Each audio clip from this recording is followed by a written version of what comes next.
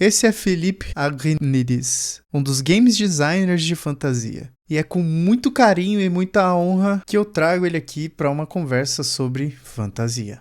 Antes de começar a entrevista, eu queria dar um disclaimer aqui. O cabeção aqui esqueceu de colocar para gravar os primeiros 5 minutos da entrevista. Porque eu tava hiper mega nervoso, porque esse cara fez um dos jogos mais importantes da minha vida e eu esqueci de dar play no Reaper. Então, o seguinte, a gente conversou pela primeira vez finalmente nesse dia da gravação, a gente se deu o oi, né, se apresentou e tudo mais. E logo em seguida, eu fiz a primeira pergunta para ele. E ela foi: como foi desenvolver o primeiro jogo de Mega Drive na Infogrames? Então peguem uma pipoquinha, sentem, relaxem, coloquem na sua televisão, liguem no seu monitor, coloque o fone, ouça como podcast, relaxem e aproveitem. E é isso. It was like quite an adventure for us and for the team, for the whole team. It was quite challenging, but I think that if we were aware of the lot of work that we had to do in order to release a product as a game, maybe we will never say yes to our boss or to Sega, because it was very, very challenging. The point is, as you said, Gabriel, it was, and it's still two different worlds. The technical way, also the way to manage memory, of course, the languages are quite different. And to say, to name a little example, I think that the Genesis, the Mega Drive Sega has its own operating system or and language and instructions. And all the Infogram teams were used to work on with the language C++. So it was a huge step, totally different. And also the biggest point, which is still active right now for the console, is the direct connection between the CPU, GPU, and the way it is displayed on screen. At those times in the PC, a PC were made for business and not really for fun. So we were mainly working on, I would say, Atari ST, Amiga, Commodore 64, so machines were done not for business but more for joy, for fun, But at this time we can see already that it was the end of this era of what I could say toys machines. It was not really a PC like Atari ST, so you can do games, you can do business, but not very in the best way of the world. So the PC was for the business, and the console were really for fun and just for fun. It was their biggest strength. So it was really quite challenging, and the technical team have done an incredible work, because at this time there was no internet, and so the documentation was a huge pile of a huge stack of papers. And you have to read it just in English, of course. Unfortunately, not in Japanese, but you have to read it and to explain to your viewers the way it works. Concerning Fantasia, Fantasia was a game which was decided, as far as I know, by Sega America. And of course, Sega is a Japanese company, so all the technical knowledge at those times was mainly and solely in Japan. So there were no technical team, no technical people management in Sega America. So all we had to do, the technical team, was just basic documentations. Of course, there was a development kit, the first of the development kit, which was released, so you can make some emulations and inside PC machines, things like that. So I'm not too much technical. But the fact is that besides this documentation, there were few informations, and from my point of view, I was not aware that Sega America was able to give us a lot of technical information, even if they can answer, or Sega Japan, but it was not a work hand in hand. They didn't support us as much as they could be. So maybe they put many, I would say, ops in the technical team of Infogrames, but they were most of the time, to my point of view, very alone in the development of the game. Mm-hmm. Yeah, I remember that when I was a kid here in Brazil, we didn't had a lot of PC consoles like Commodore or MSX or something like that. So reading through the documents, reading through internet, we saw that in Europe it was a really strong market working on PC consoles like Commodore or related to that. So I think maybe going directly from PC to console, it will be challenging because, like you said, it hadn't internet, it hadn't documentations everywhere, so you needed to read a lot of books or something like that. So I was thinking that for Mega Drive you were using assembly or something like that. You mentioned C++. That's a new information for me because I always thought that Sega Mega Drive were programmed for assembly. Yeah, of course. No, it was my mistake. I wanted to explain that at Infogrames, not the only languages, but the main languages where what was used for development was C++, not for the console as you have said. No, it was as I call its own operating system, a kind of assembler, direct instruction most of the time. So it was a new language to learn. And just to say basic few words about technical problems. As you know, in a game, most of the time you have to manage to deal what we call sprite detection. You know, when you've got a character into a background or another object or another character. So obviously the people at the Infogram teams know this by heart on the PCs or on the Atari. But when they discover the machine, they have to learn it again. So basically, of course, it's the same kind of algorithm. You, from time to time, you detect if your sprite is at the same position or close to another sprite position, but you have to find a way to make it shorter or faster using less memory. So it was really starting from scratch. And it was a huge difficulty. And thanks to the people who work on the program, like Richard Bottet and was the lead programmer and other people, they really succeed to do at the end a very interesting game, and I think a very innovative game at those times. Sure, it is really innovating. I think that when I was a kid, the first time that I saw a foreground and background and middle ground sprite was in Fantasia. Okay, good. I can't remember that something different like that happened in past games. The first stage, you can see this working. Like the lamp right off the bat, the lamp is there and Mickey in the middle ground and then the background.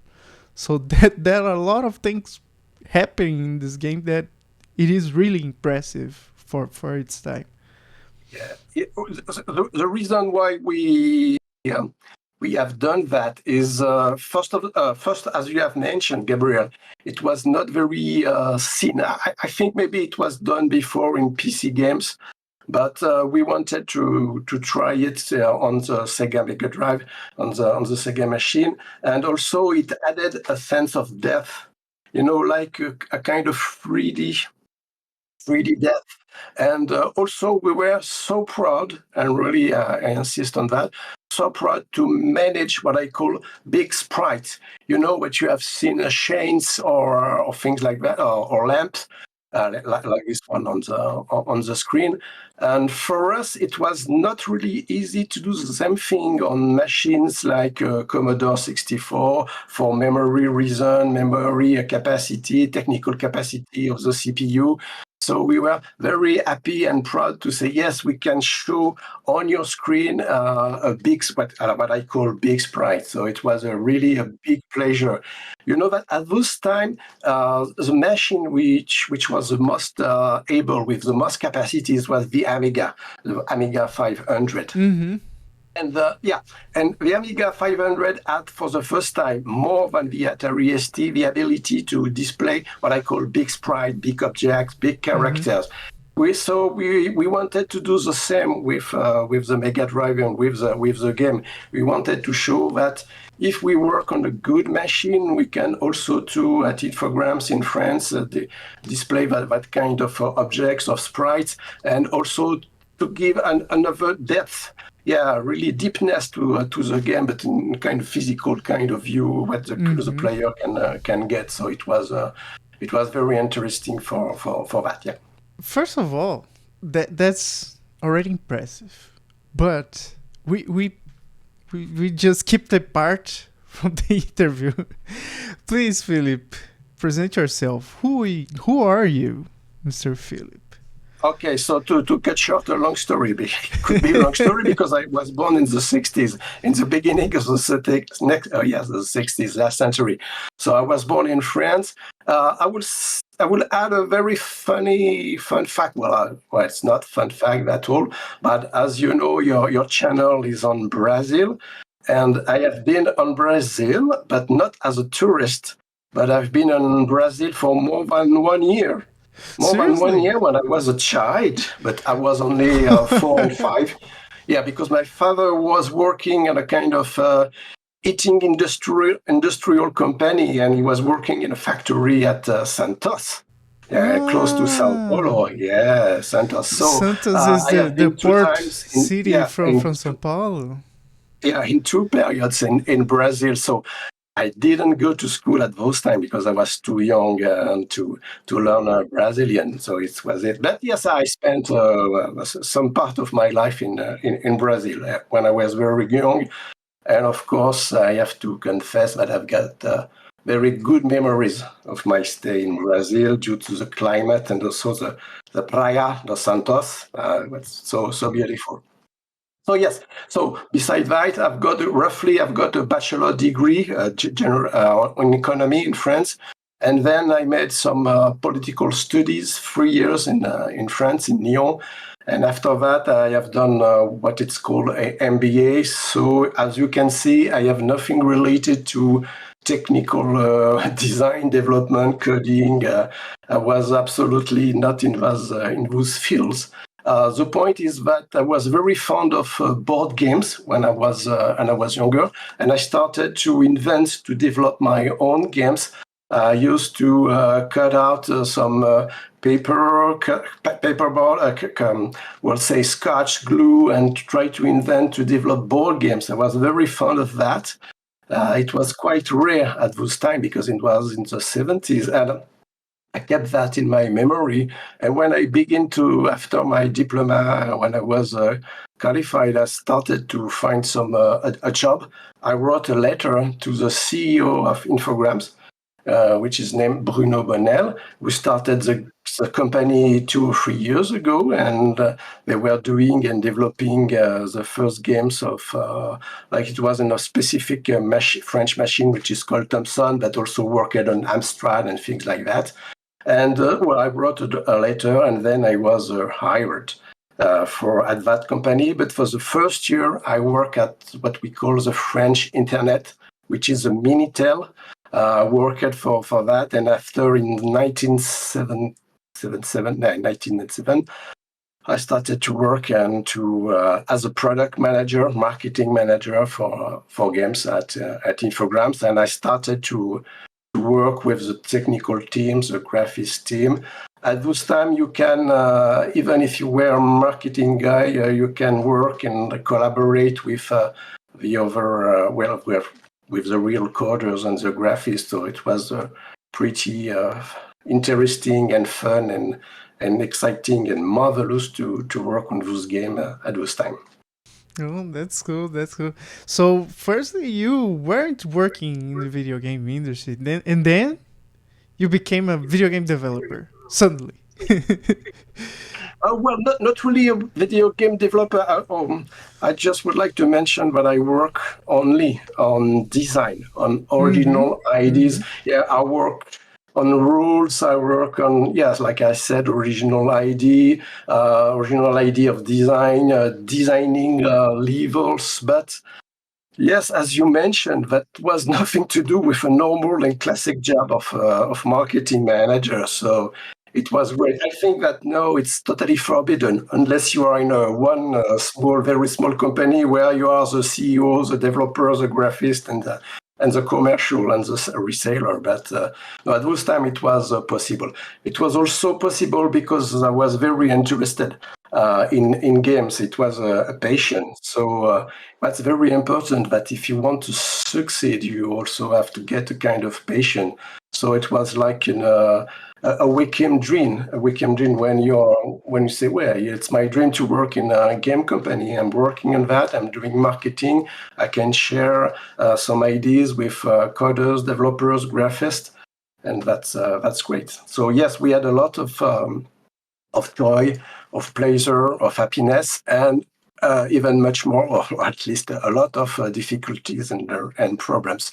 So I think that the development of Fantasia, to come back to the subject, well, it took us almost 2 years between the idea of doing the game and finally being authorized by Sega America or maybe Sega Japan to say, yes, the game is done, it's okay for us, we can sell it, and that's okay. Yeah. So it's a lot Before, of time. yeah, there's something that I need to know. Before working on Fantasia, you had another like proposal from Sega to work, like you were in 4Games, right? You were at Games. So before getting Fantasia, you had another work or another job to do in the Sega Mega Drive, or just Fantasia and that's it?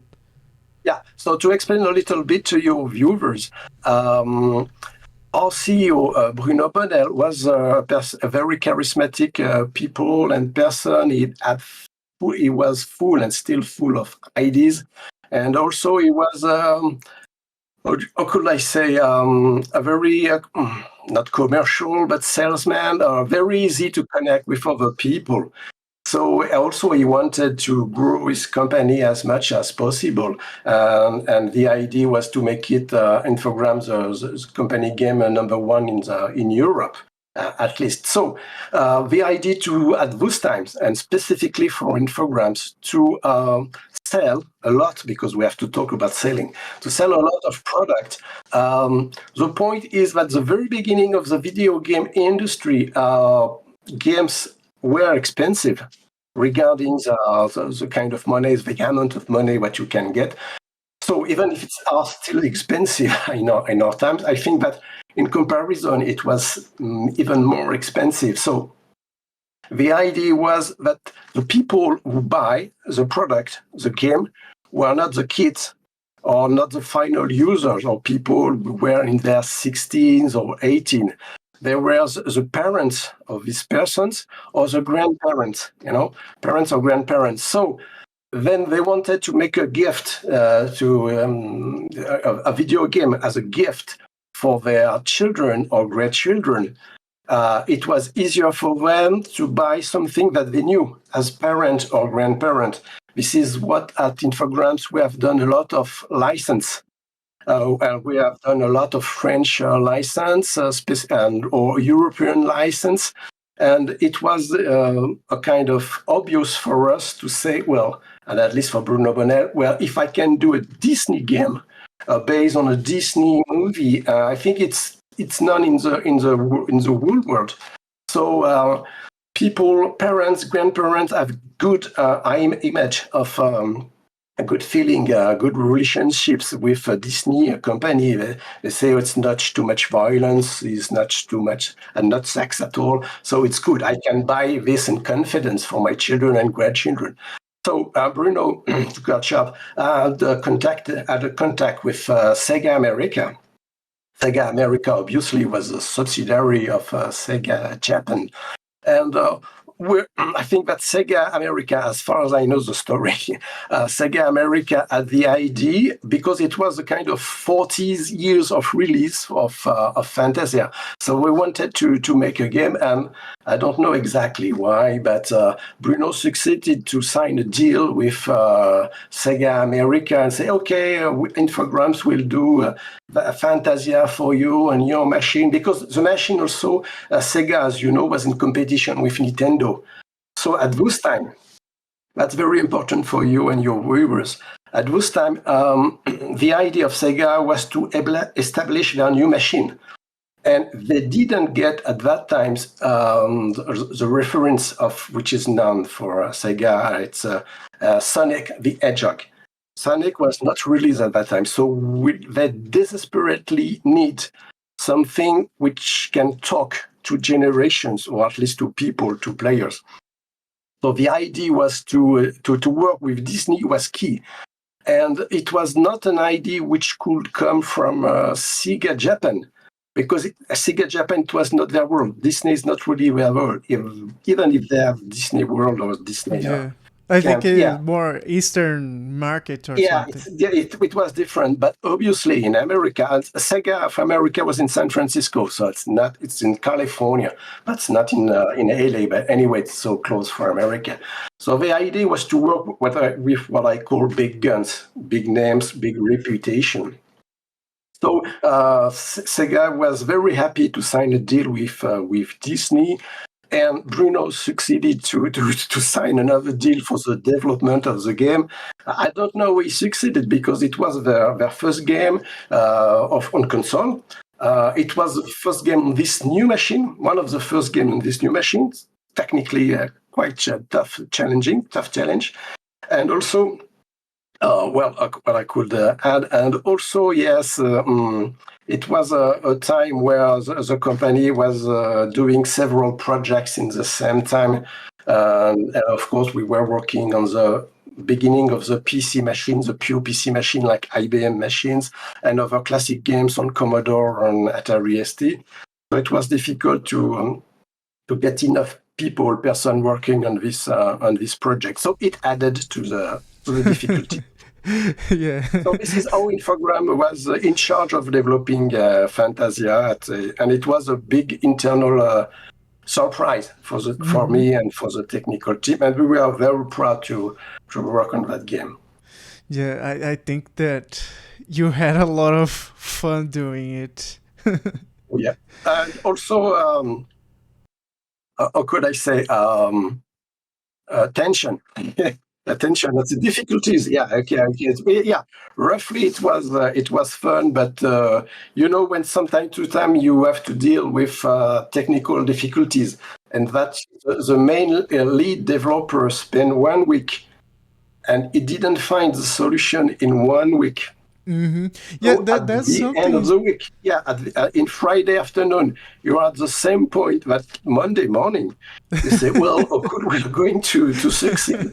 Okay, but fortunately, due to Richard Bottet and other people, it happens very few, but they have tough and difficult technical point to solve.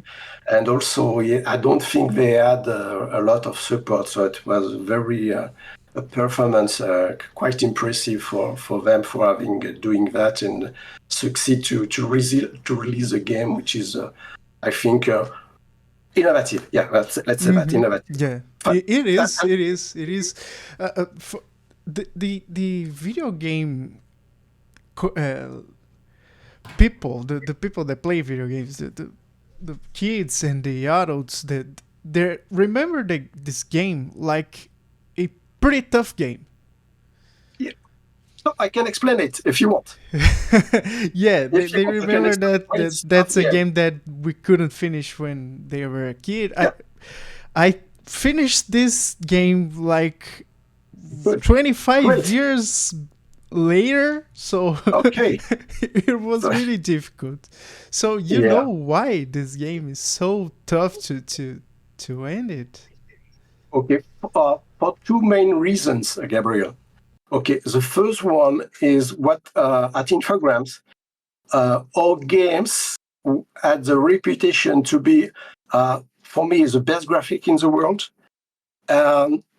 Innovative in terms of game design, something that you have never done, but they are not as long as other companies. Because I think we were not in that kind of feeling. I could say that we, at that time, those times, we had a kind of French touch.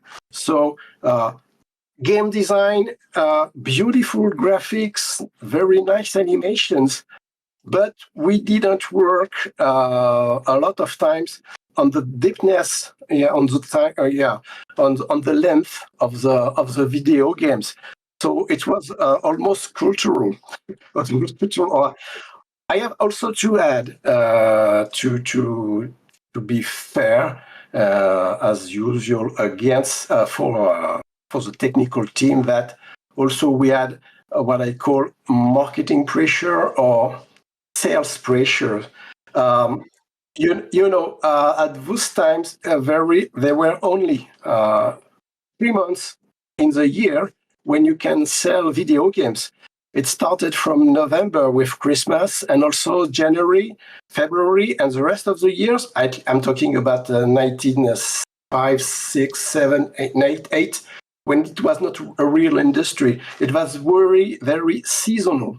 So it was only at the end of the year and for Christmas that you had you could sell games, and that people didn't buy at those times video games except this period. So if you miss the Christmas time, it was not only a problem, but it could be a total failure, and it could be bankruptcy for the company. So we were all aware that we have to finish the game. So also this is one of the reason we didn't at the same length of time. Also, as I said, we were really working that kind of French touch, and also the other main reason, as we have discussed earlier, is the fact that we were discovering the machine. So we were so afraid, and not really afraid, but concerned that people got for their money. So we didn't want a game that they finish in 10 minutes. It was a lot of money at this time for the kids, for the buyers, parents, grandparents. So we say, at least when you buy Fantasia, you've got a lot of, you have to spend time to make it harder. Okay, I said that there were two main reasons. I could add a third one to that. It's the point, It's about testing, so it's about your job and quality testing. It's about quality testing. At those times, we were the game designers. I'm talking for me. I was not alone, of course, and also the testers in the same time. So it's a pity and it's a mistake, because of course, when you design the game, you know where are the traps, the difficulties, and also Richard Bottet has developed a graphic, coding for putting characters, objects on the screen, giving some trajectories. So we had a small tool on Atari ST, not on a Sega Mega Drive on PC.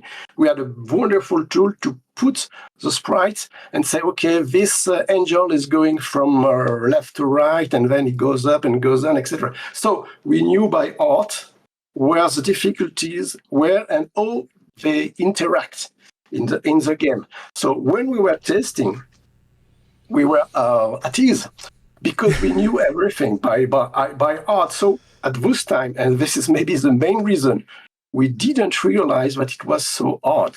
Really, it was so hard. So the point is that I specifically worked on the first level, So at point, Sega was a little bit.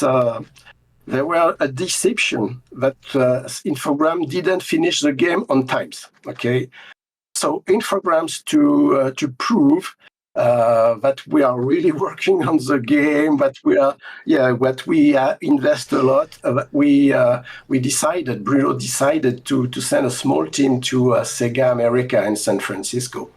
So we worked 2 or 3 weeks in the offices of Sega America with the product manager, which was Scott McKenzie. I don't remember, but just remember his first name. So we worked with Scott mainly, and not technical people, but we was 3 people at this time, and we were coding in the US, and the rest of the team was coding in France. So it was like 24 hours working on the game. How do you share the coding from US to France? Because there wasn't email, there wasn't something that you could share files or something like that. Yeah, the basic idea, and then I will go back to the problem of the design. The basic idea, when the team finished his work, we sent by modem, not the internet because it didn't exist. We sent by modem the cartridge. The cartridge thumbprint, you know. So we sent that from France to USA and USA to France. And the new team was working on the last version, and then they work on their part, and so we exchange. So not of the time we didn't exchange the whole version, but some part of the code, of the design, things like that. But it was by modem, so it took the night. Or the day to exchange. So it was very particular. It was it was very specific to work like that. So to go back to the point of the problem of the design, we worked on Sega America for 2 or 3 weeks, and I worked on the first level. And then we went back to France, and I had to move out from an apartment. I was changing, so I took off. I took a week. Okay, so I didn't play. So at the end, I didn't play at the game for 1 week, just 1 week. So I started to code the design or to test the game the next Monday after we left San Francisco. So just 5 days after, it took me usually less than 1 minute or 1 minute and 30 seconds to finish the first level.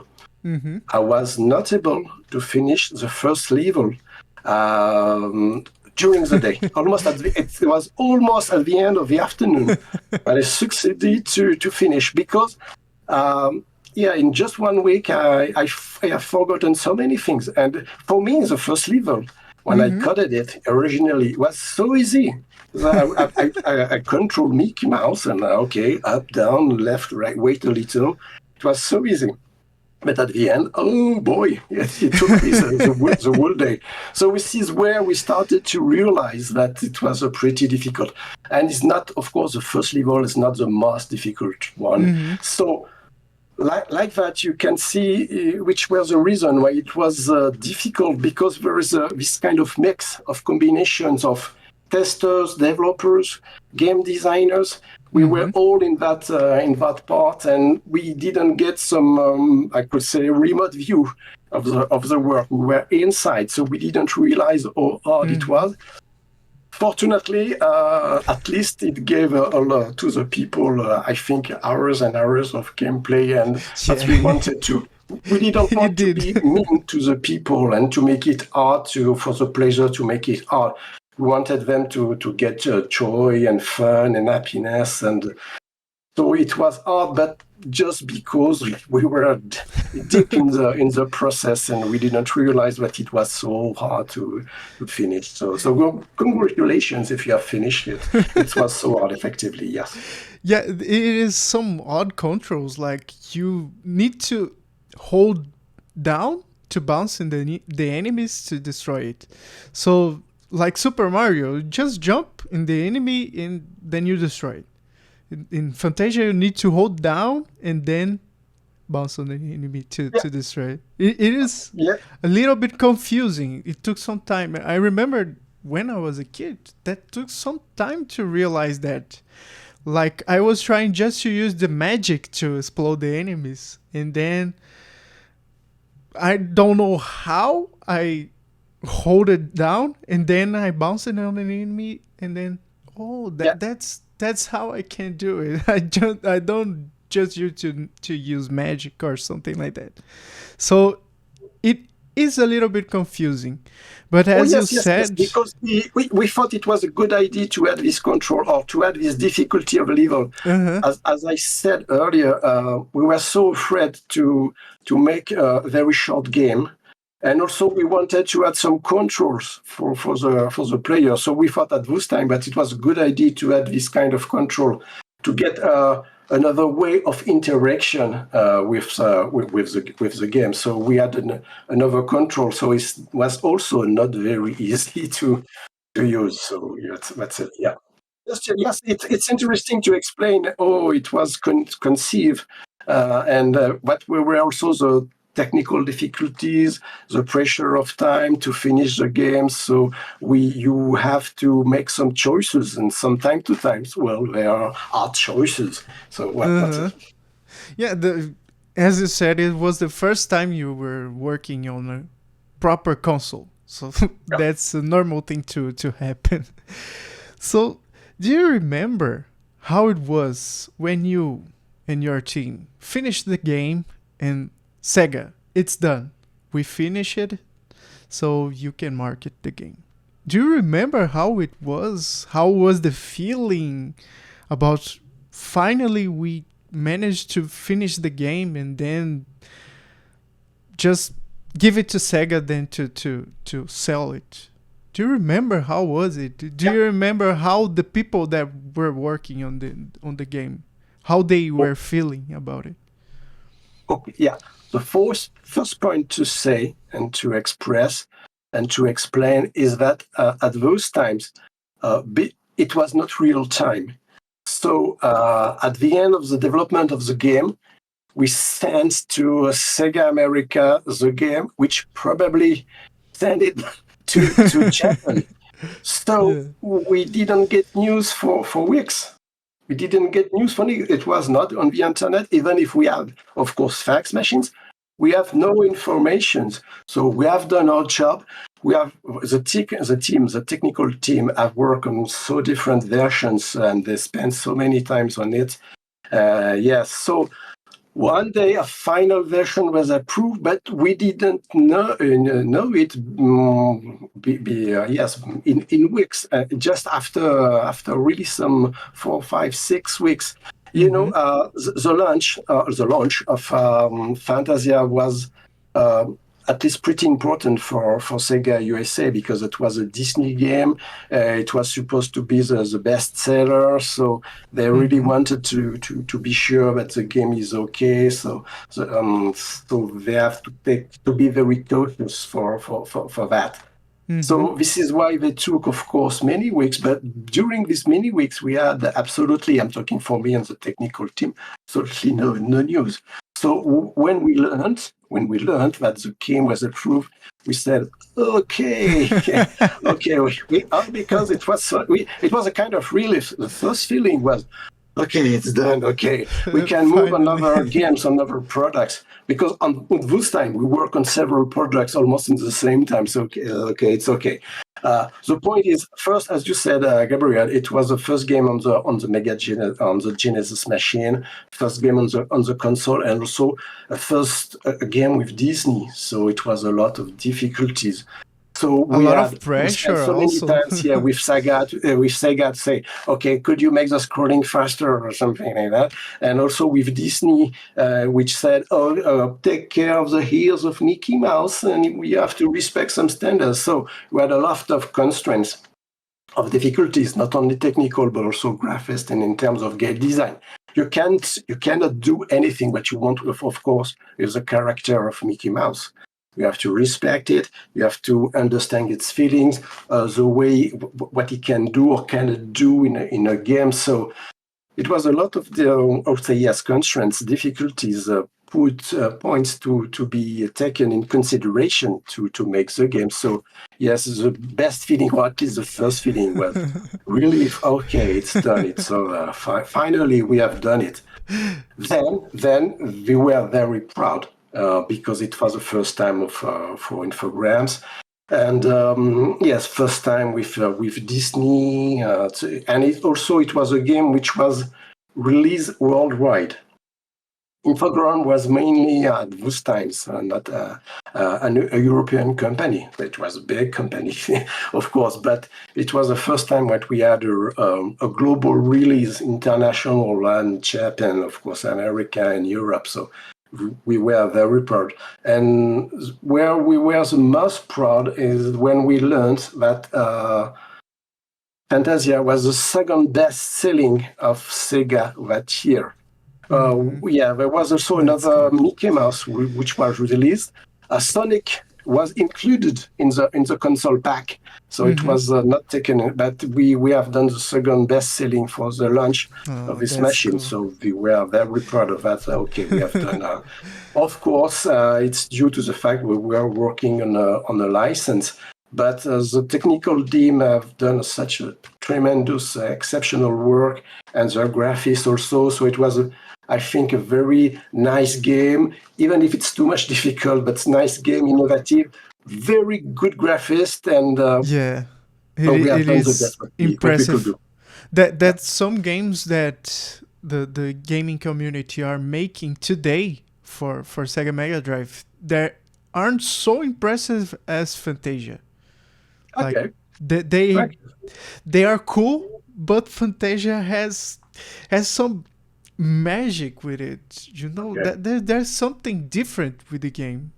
I always thought like this game isn't easy, isn't for everyone, but it is a really impressive game. Since I was a kid, I always thought about Fantasia. So then I realized, man, how this game was done. Where are the people that made this game? They're just vanished. They stopped working on the video game market. So the next question is to you, Mr. Philippe. Why? And do you still developing video games? Okay, so no, I have stopped to develop games and video games, or to be part of video games at the end of 1992. Okay, I said earlier 1997, but it's 1987 when I worked, 88 when I worked on video games, and then I stopped at 1992. So my idea was to establish my own video games company. I have done that for 1 year. I was working with other people like in England or in France for graphists. I thank them a lot. But we didn't succeed. We were so close at 2 or 3 times to sell the game, but we didn't succeed. That's a bummer. Well, I was the main game designer, so it's my responsibility. That's something that we made some demos, some prototypes, and to a lot of French company, English companies. We were so close, but we didn't succeed. So roughly, I took after sometimes to go to the internet. And then I have change of world, and I was also so happy to work on the internet.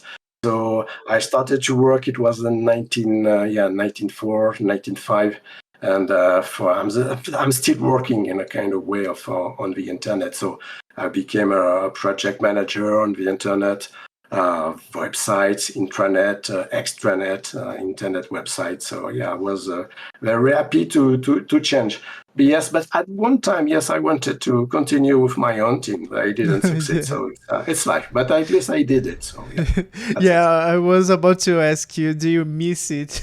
So you already answered.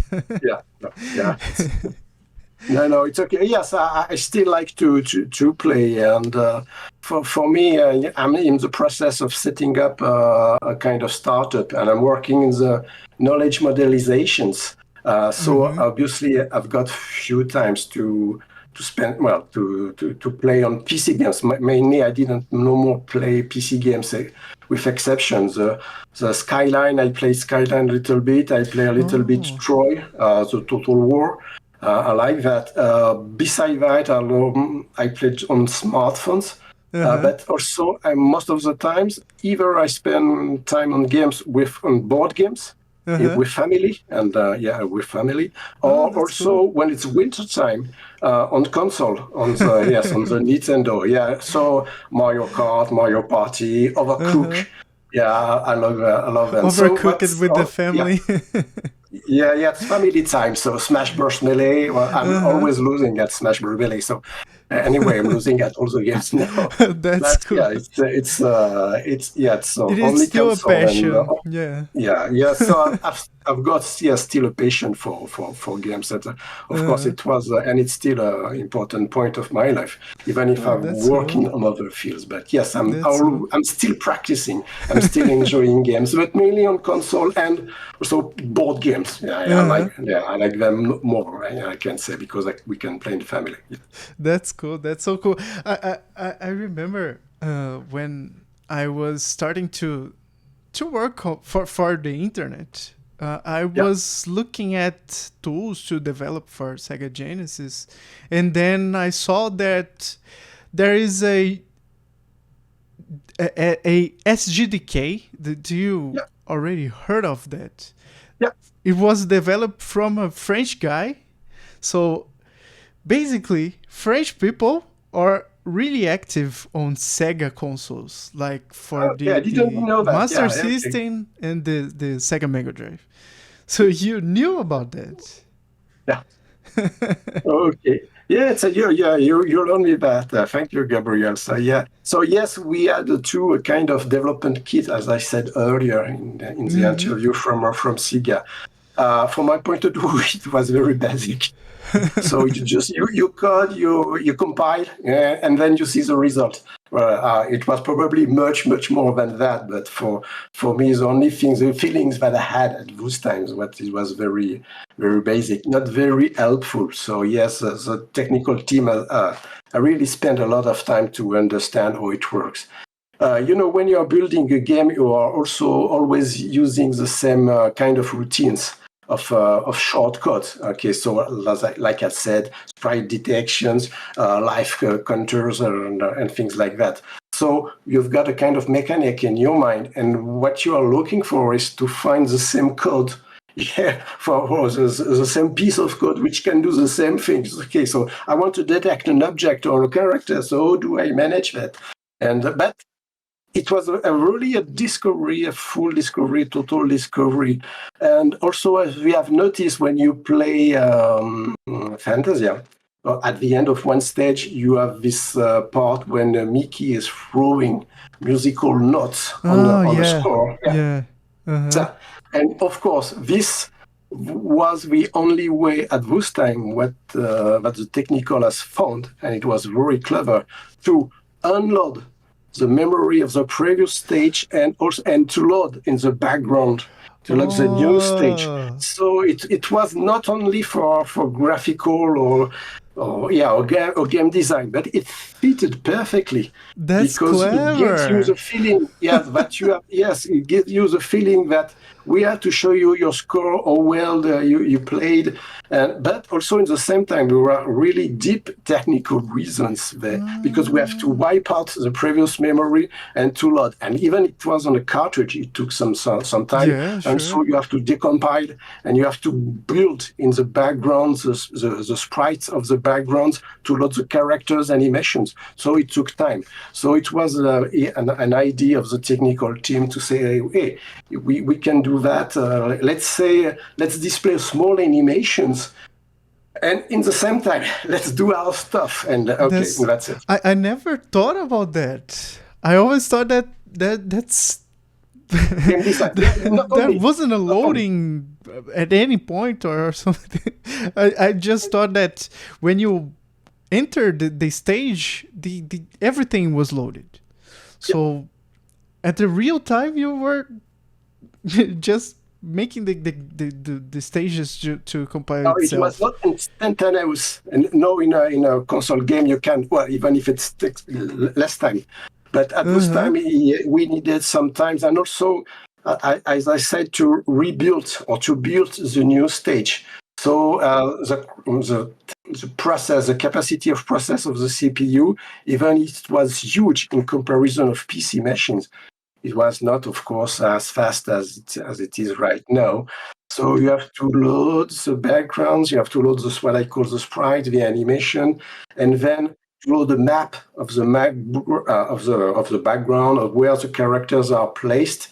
And when it's done, you can show the next stage. But before to do that, you have to wait 5-10 seconds. So it was a very original idea of the people who work on that to say, okay, let's show that in the background. We can load. Yeah, because it was due to the technical difficulties of the game. Maybe I think that the Japanese team were able to load faster, much more memory, so we were no interruption between the game. But for us, it was difficult to allow what block memory. And to say, okay, I just erase the beginning of this block memory, and then I start to load the first block of the new stage. So we have to wipe out all the whole memory of the first stage or of the previous stage before to be able to load the other stage fully and totally. So we had to, in order to not let the people wait, like that in the face of the game, you say, let's display this. And I think, yes, it fits very well with the team, with the Disney Fantasia. So it was a nice idea. That's so cool. I never thought about that. That's really, really interesting. That at the time you didn't had a lot of tools to rely on. You don't have internet to know the documentation of the machine, and then just with a little clever idea, you invented in some way a loading screen that's not only a loading screen but a confirmation screen that, okay, you finish the stage, that's the amount of points that you need, then you can continue. That's so cool. I never thought about that. So Philippe, do you have a message for the people that want to work or already work and want to thrive on the video game developer, as a video game developer on the video game industry? And do you have a message for them to thrive on I hope so. I hope that I'm going to say something which can interest young generations. I've got two kind of advices, if I could say that. I will let you decide if it's advice or not. The first one is global. It's for all the kind of people, developers, graphists, project manager. The idea is the same in all the jobs. Believe in yourself. Be your own lucky star. That's very important. Be confident in yourself. When you want to do something, do it. Don't think about it or don't dream about it. Do a demo, write just the first stage of the game, just draw, make animations. Really be confident and work hard. Yeah, and also collaborate. Get your network. Don't be alone. So you have to work on yourself and you have to work with other people. That's global. That's global message, what I can share. So yes, I wanted to make this interview also to share this idea, but the basics of working together are, from my point of view, are the same right now than it was in the previous years when we worked. It has nothing to do with technical. It has all to do with human people. Mm-hmm. So be the best of yourself. Be the best version of yourself. So work hard, collaborate, contact people. Don't be afraid to push doors, to call people. If they say no, yes, they say no, and you go to another project or you contact another person. So really collaboration, network yourself. That's global messages. And also for the graphist, maybe, but for the technical point of view, I was not a coder, so I cannot say yes, of course. Or could I say yes is try to understand algorithm, really, or to understand the logic, because you can make the same kind of algorithm with new languages. But so it could be interesting to get not an history, but a kind of library of routines. That's for the developers, but I can't talk too much about that. and I can talk a little bit much more about graphist and game designer. For me, as a graphist, my recommendation will be, then you have seen all the classics, which can exist in cartoons and manga, of course, movies. So I'm talking about Star Wars, The Lord of the Rings, things like that. Stop to watch movies. Stop to watch Netflix. Stop to watch Prime Video. Read, and read again. And imagine in your mind what is going to appear. And then draw on any kind of support. It can be a piece of paper, of course, your PC or anything like that, or your iPad. But at one point, be your own field. You have been nourished by this classic, or even video games, of course, and movies. But at one time, read, close your eyes, imagine, and then realize. That's it. That's my advice. So cool. Not too much Netflix. Yeah, please. Thank you have to be unique. You have to be unique. Sure. In regards of the artificial intelligence, no, the only way for graphics is to get that personal touch. And so you have to work a lot. You draw, you redraw, you spend hours. You study classic compositions, classic painters, everything like that. But also most of the time you think in yourself, close your eyes, and start to draw what you imagine. That's the main point. Yeah, that's something that I also have with me, that I need to be myself to pass a message to someone. So it is a piece of art. Video game is a bunch of pieces of art. The code is a piece of art. The graphics is a piece of art. The design is a piece of art. So people sometimes misunderstand video games as just a thing to play, just something of some kind of market or something like that. Video games are also a piece of art. So if you want to make a video game, think it as a piece of art. It's just simple. Yes, and work with other people. Work collaboration, that's it. And different fields. And that's very interesting when you get a coder which discuss with a graphist. And I say, okay, could you do more or less and reduce the animations or make it smaller, or please, okay. And also in the opposite, in the other way, as a graphist can say, hey, can you make it bigger? And longer, with longer animations, or I need more textures, and how do you want? Get rid of that, and so that's video game is kind of small world, and that a small world of creators, of creations, and the way people discuss and collaborate together, that's so amazing. So I wish to everybody to be able to collaborate on that kind of game and or video game or any artistic project. That's always a pleasure. You discover other people and you discover yourself.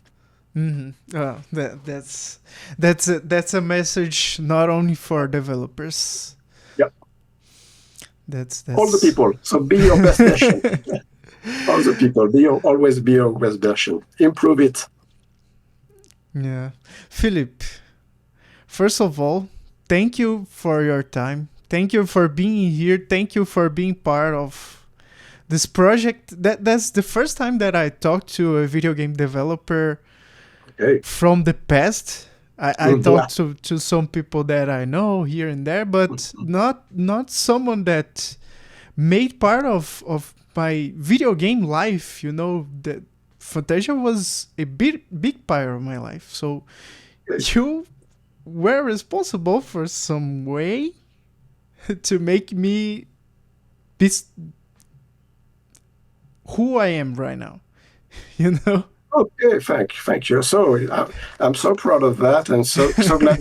So thank you for those words, Gabriel. So it's always a pleasure to hear them. You know, when we developed Fantasia, all what we wanted to do was a pleasant game for the players, to give them some feeling, some joy, to make them happy to play, because at those time all the people, of course, were working. We were fond of video games, and we wanted to share their passions with other people. So we wanted, in a way, to give back to them. So if a person like you was touched by Fantasia, I'm so proud of that. We are so proud of that at Infogram. So it's very happy to say that the very young generations enjoy the game and can communicate their passion about this game of the past. So it's a pleasure. So if you want to work on a video game in the future or something like that, if I'm working on any kind of video game, I will send you a message. Hey, Philippe, I have something for you. Take a look here. Yeah, we'll be pleased. Yeah, let me know news of your channel. I'm so sorry, but I can't talk in Brazilian. No problem. I spent 1 year. I was not in contact with Brazilian people. We were some external people from France, so we were talking with our French people. So I never discussed in Brazilian really, but I really enjoy the country. So it's a great country. So it's nice to see that the internet can connect people together for the best of humanity. So that's so it's my pleasure to spend some time with you and your viewers. And if you need some more information about Fantasia or anything like that, I will be glad to help you in a way or some another way. Thank you, Philippe. Thank you for being here right now. We talked a little bit. Yeah. So do you have any last words or any last message to people that are watching you at home right now? Well, the message was really to be your own lucky star. Yeah, believe in yourself, work, learn, collaborate, give your best, be happy, enjoy life. That's it. So that's very basic, but I think there are advices from my heart, and I want to share them. So yeah, be happy in what you do, and you can do amazing things. I told you that in the beginning of my years, I was studying political studies or management in my MBA. So it has nothing to do, really nothing to do with game design. So it's a proof that you can work in one industry to get a job or to be trained to be a project manager or financial manager, and at the end of after some time you became you work where you would like to. So it can be in video games or in the movies industry or anywhere you want. So you can change and you can choose what you want to do. The main thing to say will be the final word. I succeed to work in video games because I was in love with games. And as I said, board games. I loved them. I wanted to play them. I wanted to be a part of my life. So it will happen the same for you if you want to share your passion, to live from your passion. If you work hard, and of course, if your passion also get a kind of, I would say, not a financial, but of course, an economic side point of view. If you work in an industry, if you want to do some movies, or even if you want to write a book, there is the possibility for you to live from your work and to be independent or not if you don't want to be, but you can be your own creator, you can construct, you can build your own world. So believe in yourself, follow your passions, live your passions, and then everything is possible. Yeah. Thank you, Philippe. Thank you for the the words. And yeah, that's it, I think. Thank you for being here again. That's a pleasure to have you here. Thank you for everyone that's watching at home.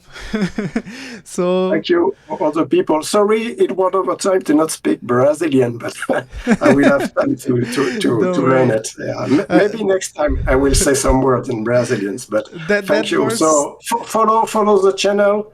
Yeah, blue thumb. Okay, subscribe to the channel of Gabriel, and that's it. Do it. It will be a good idea. So it's worth it. So merci. Oh, nesse good. momento. Excellent.